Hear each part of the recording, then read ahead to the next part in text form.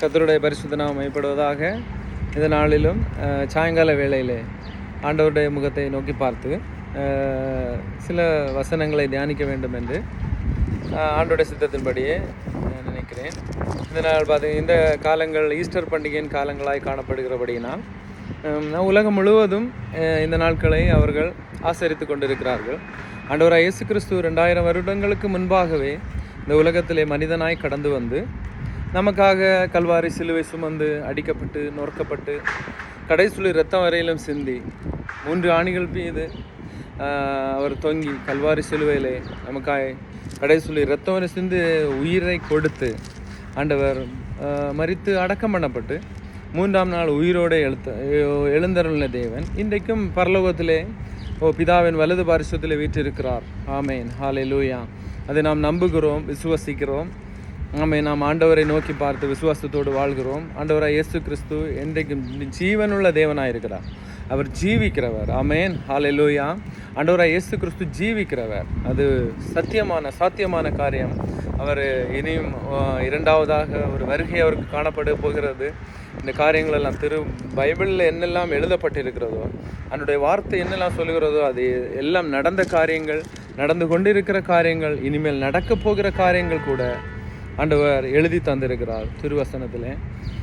இன்றைய நாட்களில் உலகமெங்கும் உள்ள ஜனங்கள், ஆண்டவராய் இயேசு கிறிஸ்துவை பின்பற்றுகிற ஜனங்கள் இந்த நாட்களை நினைவு கூர்ந்து கொண்டு இருக்கிறார்கள். 2000 வருடங்களுக்கு முன்பாய் ஆண்டவராய் இயேசு கிறிஸ்து பட்ட பாடுகள், அவர் நமக்காய் அடிக்கப்பட்டது, நொறுக்கப்பட்டது, கல்வாரி சிலுவை சுமந்த காரியம், ஒரு காரியத்தையும் நாம் நினைவு கூற கடமைப்பட்டவர்களாக இருக்க வேண்டும். ஏனென்றால் நம்முடைய இருதயம் ஆண்டவராய் இயேசு கிறிஸ்து செய்த நமக்காய் செய்த நாம் பாவத்துக்கும் சாபத்திலும் வாழ்ந்த போது, சத்ருவின் இடர்தலில் காணப்பட்ட போது ஆண்டவராய் இயேசு கிறிஸ்து தான் நம்மை ரட்சித்திருக்கிறார். அவர் மூலமாய் தான் நானே வழியும் சத்தியமும் ஜீவனுமாக இருக்கிறேன் என்று சொன்ன தேவன், அந்த இயேசு கிறிஸ்துவை நோக்கி பார்க்கிறவர்களாய் நாம் வாழும்போது நாம் அதை பாருங்கள், திருவிருந்து எல்லாம் நாம் பண்ணுகிறோம். ஆண்டவராய் இயேசு கிறிஸ்துவின் இரத்தத்தையும் மாம்சத்தையும் நாம் பானம் பண்ணுகிறோம். ஹல்லேலூயா. ஒவ்வொரு இடங்களிலும் அந்தந்த இடங்களுக்கு, அந்தந்த சபைகளுக்கு, அந்தந்த ஆலயங்களுக்கு தகுந்தாற்படி போல் நாம் செய்கிறோம். இந்த காலங்கள் ஈஸ்டர் காலங்களாக இருக்கிறபடினாலே ஆண்டவராய் இயேசு கிறிஸ்து நாம் அதை தியானிக்கும்படியாய் ஆண்டவராய் இயேசு கிறிஸ்து ஒரு காரியத்தை சொன்னார் பாருங்கள். ஆண்டவராய் இயேசு கிறிஸ்து அந்த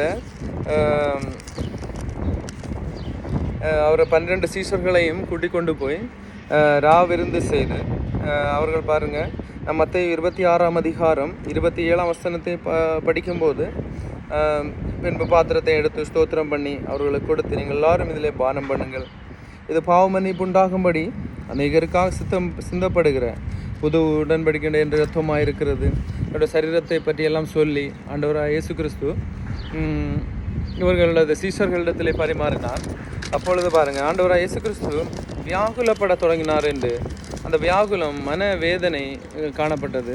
காட்டி கொடுப்பதற்கு ஆண்டவராய் இயேசு கிறிஸ்துக்கு புரிந்து விட்டது, யூதாஸ் என்னை காட்டி கொடுக்க போகிறான். காட்டி கொடுப்பதற்கு முன்பாகவே ஆண்டவர் கெத்செமனே தோட்டத்திலே போய் ஒரு ஜெபம் எழுதப்பட்டிருக்கிறது பாருங்கள். ஹல்லேலூயா. அந்த மத்தேயு 26ஆம் அதிகாரம் 37ஆம் வசனம் படிக்கும்போது, பேதுருவையும் செபதேவின் குமாரர் இருவரையும் கூட்டிக் கொண்டு போய் துக்கமடையும் வியாகுலப்படவும் தொடங்கினார். ஆண்டவராய் இயேசு கிறிஸ்துவின் மனது முழுவதும் துக்கமும் வியாகுலமும் மனவேதனையும் வந்துவிட்டது. அது ஏனென்று சொன்னால் ஆண்டவராய் இயேசு கிறிஸ்து மரிப்பதற்காக ஆண்டவர் பயப்படவில்லை. ஆண்டவராய் இயேசுவை யாராலையும் கொல்லவும் முடியாது. ஆமேன், ஹல்லேலூயா. அவர் சர்வ வல்லமையுள்ள தேவன். அவர் பிதாவின் முகம் மறைக்கப்படுமே. பாவம் இந்த உலகத்தின் முழு மனிதனுடைய பாவத்தையும் ஒரே ஒருவர் சுமந்து தீர்க்கிற ஆட்டுக்குட்டியாய் ஆண்டவராய் இயேசு கிறிஸ்து கடந்து வந்தார் என்று திருவசனம் சொல்லுகிறது. அதை நாம் விசுவசிக்கிறோம். அந்த இயேசு கிறிஸ்து பிதாவின் முகம் மறைக்கப்படுமே, அதற்காக ஆண்டவரே உம்முடைய முகத்தை நான் மறைக்க வேண்டி இருக்குமே, அந்த ஒரு வியாகுலம், அந்த வியாகுலத்துக்காக தான் ஆண்டவர் கெத்செமனே தோட்டத்திலே பேதுருவோடும் செபதேயு குமார் அவர்களோடும் கூட அவர் துக்கப்பட்டார் என்று சொல்லுகிறது. அவர் என் ஆத்துமா மரணத்துக்கு ஏதுவான துக்கம் கொண்டிருக்கிறது, நீங்கள் இங்கே தங்கி என்னோட கூட விழித்திருங்கள் என்று சொன்னார் என்று எழுதப்பட்டிருக்கிறது. அப்போ ஆண்டவருடைய இருதயம் நொறுங்கி விட்டது. ஆண்டவருடைய இயேசு கிறிஸ்துவின் இருதயம் நொறுங்கி பாருங்கள், ஆத்துமா வியாகுலப்பட தொடங்கி விட்டது. ஏக்கம் வர காணப்பட, ஏக்கத்தோடு நின்றாராம், ஏக்கத்தோடு காணப்பட்டாராம். அதை இவர்களோடு கூட்டிக் கொண்டு போன அந்த சீசர்களோடு கூட ஆண்டவர் வெளிப்படுத்துகிறார். அப்போது ஆண்டவராக இயேசு கிறிஸ்துவின் மனது எவ்வளோ வேதனைப்பட்டிருக்கும் நாம் கொஞ்சம் சற்று சிந்தித்து பார்க்க வேண்டிய காரியம். ஆண்டவராக இயேசு கிறிஸ்துவின் இருதயம் எவ்வளோ வேதனை, வியாகுலம் அடைந்தவராய், துக்கம் அடைந்தவராய். ஏசாயா 53 அதிகாரத்திலே சொல்லப்பட்டிருக்கிறது, அடிக்கப்படுகிறதற்கு கொண்டு போகிற ஆட்டுக்குட்டியை போல, மயிர் கத்தரிக்கிறவனுக்கு முன்பாக சத்தமிடாது இருக்கிற ஆட்டை போல இருந்தார் என்று பாருங்க. அந்த காரியங்கள் எல்லாம் ஆண்டவராக இயேசு கிறிஸ்துவுக்கு ஒரு நாளைக்கு முன்னதாகவே அவருக்கு தெரியப்பட்டு விட்டது. ஹல்லேலூயா. அவருடைய பரிசுத்த ஆவியானவர் வெளிப்படுத்தி விட்டார் என்ன காரியங்கள் நடக்கப் போகிறது என்று பாருங்க. அப்போ 39 மத்தேயு 26 அதிகாரம் 39 சொல்லுகிற, சற்று அப்புறம் போய் முகம்பு குப்புற விழுந்து, என் பிதாவே, இந்த பாத்திரம் என்னை விட்டு நீங்க கூடுமானால் நீங்கும்படி செய்யும், ஆகிலும் என் சித்தத்தின் படி அல்ல, உம்முடைய சித்தத்தின் படி ஆகக்கூடாது என்று ஜெபம் பண்ணினார். ஆமென். பிதாவே, இந்த பாத்திரம் இந்த நீங்க கூடுமானால், பாருங்க, இந்த காரியம் ஆண்டவருடைய முகம் மறைக்கப்படும் என்ற காரியம். ஆண்டவர் ஜனத்தின் ஹல்லேலூயா உலக மக்களுடைய உலக இரட்சகராக தான் இந்த உலகத்திலே கடந்து வந்தார். அது கடந்து வந்த பாவங்களை மன்னிக்கும்படியாய், பாவங்களுக்கு கிருபாதார பலியாக தான் இயேசு கிறிஸ்து கடந்து வந்தார். அந்த இயேசு கிறிஸ்துவே சொல்லுகிறார் பாருங்க, இந்த பாத்திரம் என்னை விட்டு நீங்க கூடுமானால் நீங்க இப்படி செய்யும், ஆனாலும் நான் என்னுடைய சித்தத்தின்படி அல்ல. ஆண்டவரை இயேசு கிறிஸ்து கதறுது, கண்ணீரோடு கேட்கிறார் பிதாவின் சமூகத்திலே, என்னுடைய விருப்பத்தின்படி அல்ல அப்பா, ஆண்டவரே உங்க சித்தத்தின்படி ஆக கடவுது என்று.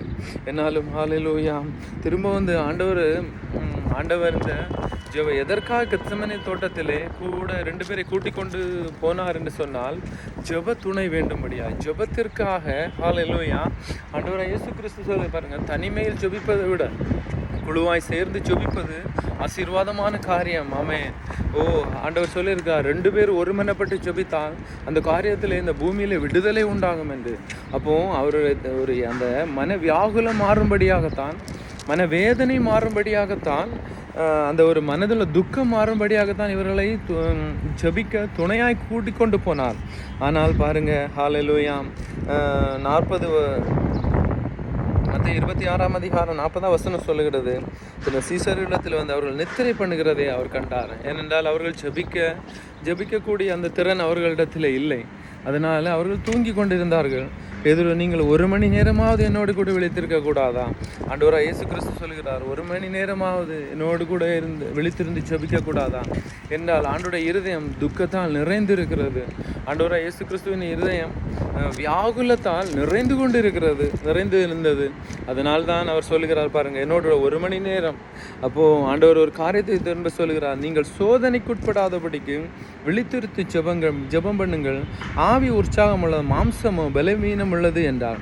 பாருங்க, ஆண்டவராக இயேசு கிறிஸ்து சொல்லுகிறார், நீங்கள் சோதனைக்குட்படாதபடிக்கு விழித்திருந்து ஜெபம் பண்ணுங்க.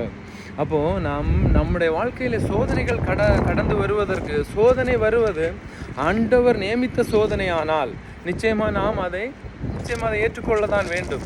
ஏன்னால் ஆண்டவர் கடத்தி விடுகிற சோதனை ஆபிரகாமை சோதித்தார். ஆமென். ஹல்லேலூயா. நாம் பல தேவ மனிதர்களை பார்த்திருக்கிறோம். அந்த தேவ மனிதர்களை சோதித்தார். அது சோதனை, ஆண்டவர் கொடுக்கிற சோதனை. ஆனால் சாத்தானுடைய சோதனையை ஜெயிக்க வேண்டும் என்று சொன்னால் நிச்சயமாக ஜெபம் நமக்கு தேவைப்படுகிறது. இந்த காரியத்தில் ஆண்டவர் சொல்லுகிறார், நீங்கள் சோதனைக்குள்ளாய் பிரவேசிக்க கூடாதபடிக்கு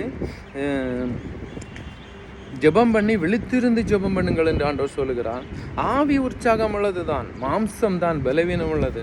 நம்முடைய மாம்சம் பலவீனம் உள்ளது தான். ஹல்லேலூயா. நம் சோர்வாய் காணப்படுவோம், சரீரத்தின் சோர்வுகள் காணப்படும். நாம் வேலைக்காய் கடந்து சென்று விட்டு திரும்ப வரும்போது சோர்வுகளே வருவோம். ஆனால் ஆவியானவருக்கு நான் கொஞ்சம் இடம் கொடுத்தால் போதும், ஆண்டோடைய பிரசன்னம் நம்மை நிரப்பிவிடும். பரிசுத்த ஆவியானவர் நம்மை நிரப்பி விடுவார். பாருங்க, பரிசுத்த ஆவியோட வல்லமை நிரப்பி விட்டால் பாருங்க, அது உற்சாகம் உள்ளதாய் காணப்படும். ஹல்லேலூயா.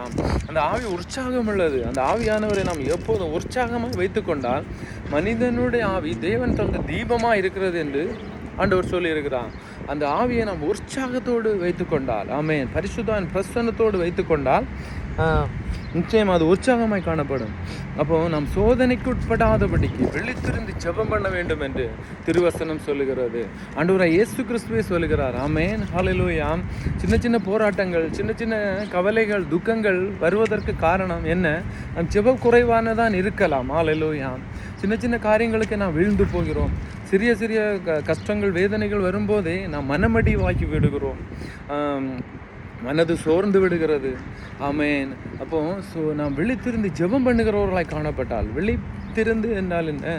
தூக்கத்தை விட்டு விழித்திருந்து நம்முடைய காரியங்களை விட்டு மாறி, ஹல்லேலூயா, நாம் ஆண்டவருக்கு கொடுக்க வேண்டிய நேரத்தை ஆண்டவருக்கு கொடுத்து ஆண்டவருடைய கிருபையிலே நாம் நிறுத்த ஜெபம் எப்போதும் ஆண்டவரோடு பேசிக்கொண்டிருக்கிற ஒரு அனுபவம் தான் ஜெபம். நாம் அவரோடு பேசிக்கொண்டு இருப்பது, அவர் நம்மோடு பேசிக்கொண்டு இருப்பது. நம் சொல்லுகிறதே ஆண்டவர் கேட்கிறவராக இருக்கிறார், அவர் சொல்லுகிறதே நாம் கேட்கிறவராய், அதுதான் ஜெபம். ஆமென், ஹல்லேலூயா. அவருடைய இருதயத்தில் என்ன இருக்கிறது? தாவீது ஆண்டவருக்கு இருதயத்துக்கு ஏற்றவனாய் காணப்பட்டான். ஏனென்றால் ஆண்டோட இருதயத்தில் என்ன இருக்கிறது என்பதை அவன் புரிந்து கொள்ளத்தக்க ஒரு மனிதனாக இருந்தான். அதே போல தான். ஆமென், ஹல்லேலூயா. நம்ம விழித்திருந்து ஜெபம் பண்ணுங்கள். ஆண்டவராய் இயேசு கிறிஸ்துவை நான் காண்பித்து தருகிறேன். அந்த ஒரு மன வியாகுலத்திலே ஜெபிக்கும்படியாக ஆள் இல்லாமல் கூட வந்தவங்க கூட இல்லை. ஆண்டவராய் இயேசு கிறிஸ்து கஸ்தமனை தோட்டத்திலே முழங்கால் படியிட்டு ஆண்டவரை நோக்கி ஜெபித்திருக்கிறார். ஆமென், ஹல்லேலூயா. திரும்பவும் பாருங்க, 42ஆம் வசனத்தில் ஆண்டவர் சொன்னார், அவர் மறுபடியும் 2ஆம் தரம் போய், என் பிதாவே, இந்த பாத்திரத்தில் நான் பானம் பண்ணினால் ஒழிய இது என்னை விட்டு நீங்க கூடாதாகில் உம்முடைய சித்தத்தின்படியாக கடவுது, ஆமென் என்று ஜெபம் பண்ணினார் என்று சொல்லப்பட்டிருக்கு. பாருங்க, இந்த பாத்திரத்தில் கண்டிப்பாக நான் பானம் பண்ண வேண்டும் என்று ஆண்டவராய் இயேசு மறுபடியும் அவர்களை விட்டு போய் 3ஆம் தரமும் ஆண்டவர் அந்த வார்த்தைகளை சொல்லி ஜெபம் பண்ணினார் என்று சொல்லப்பட்டிருக்கிறது. ஆண்டவராய் இயேசுவின் இருதயத்தின் வியாகுலத்தை நாம் காண்கிறோம். ஹல்லேலூயா. பின்பு அவர் தம்முடைய சிஷ்யர்களிடத்தில் வந்து, இனி நித்திரை பண்ணி நிலைப்பாருங்கள், இதோ மனுஷகுமாரன் பாவிகளுடைய கையில் ஒப்பு கொடுக்கிற வேளை வந்தது. ஆண்டவராய் இயேசு கிறிஸ்துவுக்கு தெரிந்து விட்டது, நான் இனிமேல் பாவிகளுடைய கரத்திலே ஒப்பு கொடுக்கப்பட்டு விடுவேன், பாவிகளுடைய கரத்திலே போய் விடுவேன். இனிமேல் இதுவரையுள்ள ஜெபம், ஆமென், ஹல்லேலூயா, அவரை பலப்படுத்தினதாய் காணப்பட்டது. பரிசுத்த ஆவியானவர் பலப்படுத்தி விட்டார். இந்த 3 வேளை ஆண்டவருடைய சமூகத்திலே முழங்கால் படியிட்டு ஜெபித்தார். ஆண்டவர் பலப்படுத்தி விட்டார். ஹல்லேலூயா. பாவிகளுடைய கைகள் ஒப்பு கொடுக்கப்படுகிற வேளை வந்தது என்று சொன்னார். ஹல்லேலூயா. பிரியமானவர்களே, இந்த நேரத்திலும் நாம் தியானித்த காரியம் ஆண்டவராய் இயேசு கிறிஸ்து காட்டி கொடுக்க போகிற அந்த நேரத்திலே, ஆமென், அதிலே ஹல்லேலூயா, மத்தேயு 26ஆம் அதிகாரம் 48ஆம் வசனம் சொல்லுகிறது, அவரை காட்டி கொடுக்கிறவன், நான் எவனை முத்தம் செய்வேனோ அவன்தான், அவனை பிடித்துக் கொள்ளுங்கள் என்று அவர்களுக்கு அடையாளம் சொல்லியிருந்தான்.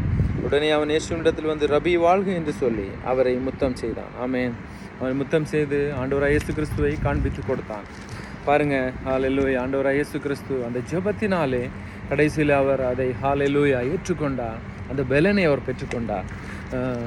நம்முடைய வாழ்க்கையிலும் வேதனைகள், துன்பங்கள், துக்கங்கள், கஷ்டமான காரியங்கள் கடந்து வருகிறது. ஆண்டவர் சொல்லியிருக்கிறது போல சோதனைக்குட்படாமல் இருக்க வேண்டும் என்றார். உங்களுடைய வாழ்க்கையிலே சோதனைக்கு உட்படாமல் இருக்க வேண்டும் என்று சொன்னார். விழித்திருந்து ஜெபம் பண்ணுங்கள் என்று சொல்லுகிறார். நாம் ஜெபத்திலே குறைவுள்ளவர்கள் தான். ஆனாலும் ஹல்லேலூயா, இன்னும் ஆண்டவரோடு கூட நெருங்குகிற ஒரு அனுபவம், இன்னும் ஆண்டவராய் இயேசு கிறிஸ்துவை நாம் பற்றி கொள்கிற ஒரு அனுபவம், இயேசுவோடு பேசுகிற ஒரு அனுபவம், இயேசு கிறிஸ்துவின் வார்த்தைகளை கேட்கிற ஒரு அனுபவம் நம்முடைய வாழ்க்கையிலே கடந்து வரட்டும். ஆமென், ஹல்லேலூயா. அவர் பேசுகிற தேவனாய் இருக்கிறார். நம்மோடு கூட ஹல்லேலூயா உறவாடுகிற ஒரு தேவனாய் காணப்படுகிறார். ஆண்டவராய் இயேசு நேற்றும் இன்றும் என்றும் மாறாதவர். அன்றைக்கு கத்சமனே தோட்டத்தில் ஜெபித்த ஆண்டவர் ஹல்லேலூயா இன்றைக்கும் பிதாவின் வலது பாரிஷத்திலே இருந்து நமக்காய் பரிந்து பேசிக்கொண்டு இருக்கிறார் என்று திருவசனம் சொல்லுகிறது. இன்றைக்கு நமக்காய் பரிந்து பேசிக்கொண்டு இருக்கிறார் பிதாவின் சமூகத்திலே. ஆண்டவரே, இந்த ஜனங்கள் ஆண்டோட இருதயத்தில் உள்ளதெல்லாம் ஆத்தும பாரம்தான். ஆத்துமாக்கள் ரட்சிக்கப்படணும்.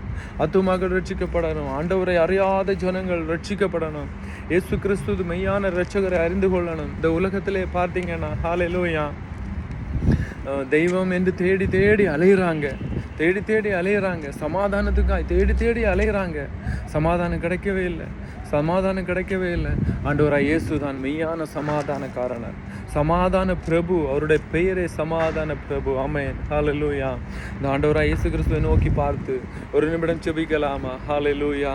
இயேசுவே அப்பா, உமக்கு நன்றி செலுத்துகிறோம் தகப்பனே. அப்பா, நீர் கர்த்தாவை உம்மை காட்டி கொடுப்பதற்கு முன்பதாக தகப்பனே அப்பா, ஆண்டவராய் இயேசு கிறிஸ்துவை ஹalleluya காட்டி கொடுப்பதற்கு முன்பதாக ஆண்டவராய் இயேசுவே உம்மை நாங்கள் துதித்து உயர்த்தி ஹalleluya உம்மை துதிக்கிறோங்க தாவே. அந்த நேரத்தில் நடந்த சம்பவங்களை தியானிக்க நீர் கிருபை செய்தீங்க ஆண்டவரே. உம்முடைய வியாகுலத்தை, உம்முடைய ஆத்ம பாரத்தை நாங்கள் அறிந்து கொண்டோம் ஏசப்பா கர்த்தாவே.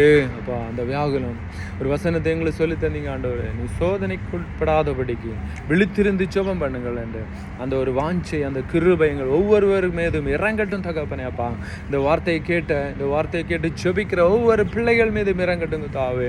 இந்த நாளிலும் சோதனைக்குள்ளா இருக்கிறவர்கள், சாத்தானுடைய சோதனைக்குள்ளா இருக்கிறவர்கள் விடுதலையாக்கப்படட்டும். நசரேயனாகிய இயேசுவின் நாமத்தில் ஜெபிக்கிறேன் ஆண்டவரே. உம்முடைய கரத்திலே ஒப்பு கொடுத்து ஜெபிக்கிறேன். இந்த நாளை நீங்க ஆசீர்வாதமாய் மாற்றி தருகிறபடியா ஸ்தோத்திரம். உங்க கிருபையின் கரம் யாவரோடும் தாங்கி வழி நடத்தட்டும். நீ பெரிய காரியங்களை செய்ய போகிறபடியா ஸ்தோத்திரம். இயேசு கிறிஸ்துவின் நாமத்தினால் ஜெபிக்கிறோம் நல்ல பிதாவே. ஆமென். அப்பா, என் ஆத்துமாவே கர்த்தரை ஸ்தோத்திரி, என் முழுமே அவருடைய பரிசுத்த நாமத்தை ஸ்தோத்திரி. என் ஆத்துமாவே கர்த்தரை ஸ்தோத்திரி, கர்த்தர் செய்த சகல உபகாரங்களை மறவாதே. ஆமென். ஆமென். God bless you. God bless you. Amen.